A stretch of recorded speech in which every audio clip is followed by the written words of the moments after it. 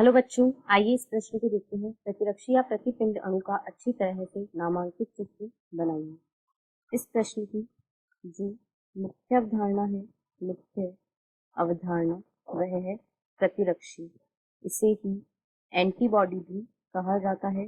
यहाँ पर इसकी संरचना को हम चित्र के माध्यम से देखेंगे और साथ ही साथ कुछ महत्वपूर्ण बिंदुओं को देखेंगे। तो प्रतिरक्षी अणु एक प्रकार के प्रोटीन है। ये एक प्रकार के प्रोटीन हैं जिनमें 4 पॉलीपेप्टाइड श्रृंखलाएं पाई जाती हैं। इनमें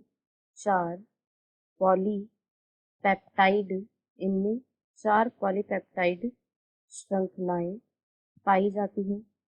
यहाँ पर हम चित्र के माध्यम से प्रतिरक्षी अणु की संरचना को देखने की कोशिश करते हैं। जो प्रतिरक्षी अणु होते हैं उनकी संरचना Y के आकार की होती है। प्रतिरक्षी जो होते हैं वे Y के आकार की संरचना वाले होते हैं। इनमें क्योंकि ये प्रोटीन होते हैं, ये 4 पॉलीपेप्टाइड श्रृंखलाओं से निर्मित होते हैं। इन 4 पॉलीपेप्टाइड श्रृंखलाओं में से 2 पॉलीपेप्टाइड श्रृंखलाएं जो होती हैं वे भारी होती हैं तथा अन्य जो 2 पॉलीपेप्टाइड श्रृंखलाएं होती हैं वे हल्की होती हैं। यहाँ पर यदि हम देखें तो जो ये वाली श्रृंखलाएं हैं ये भारी श्रृंखलाएं हैं, भारी श्रृंखला, और साथ ही साथ यदि इन श्रृंखलाओं को देखें तो ये हल्की श्रृंखलाएं हैं, ये हल्की श्रृंखलाएं हैं। यहाँ पर जो प्रतिरक्षी अणु होता है, जैसा कि हमने देखा, इसमें कुल 2 प्रकार की पॉलीपेप्टाइड श्रृंखलाएं पाई जाती हैं। इन 2 प्रकार की पॉलीपेप्टाइड श्रृंखलाओं में से हल्की श्रृंखलाएं और भारी श्रृंखलाएं मुख्य हैं। कुल 4 पॉलीपेप्टाइड श्रृंखलाएं होती हैं। इन 4 पॉलीपेप्टाइड श्रृंखलाओं में से जो 2 पॉलीपेप्टाइड श्रृंखलाएं होती हैं वे अधिक अमीनो अम्लों की संख्या के कारण भारी होती हैं तथा शेष 2 श्रृंखलाएं हल्की होती हैं।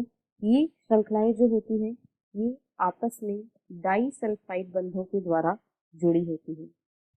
ये जो श्रृंखलाएं होती हैं ये आपस में डाइसल्फाइड बंधों के द्वारा जुड़ी होती हैं।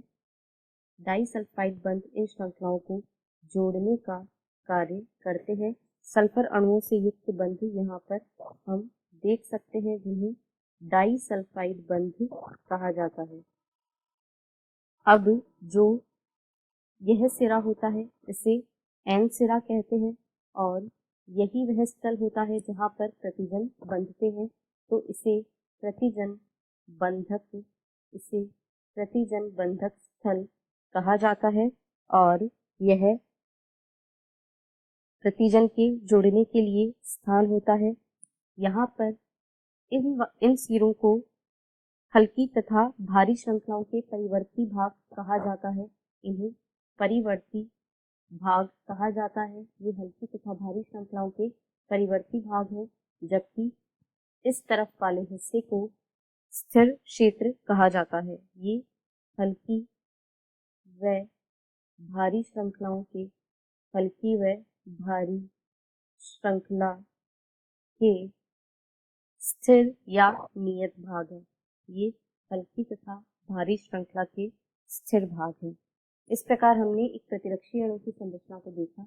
आशा है आपको प्रश्न समझ आया होगा। धन्यवाद।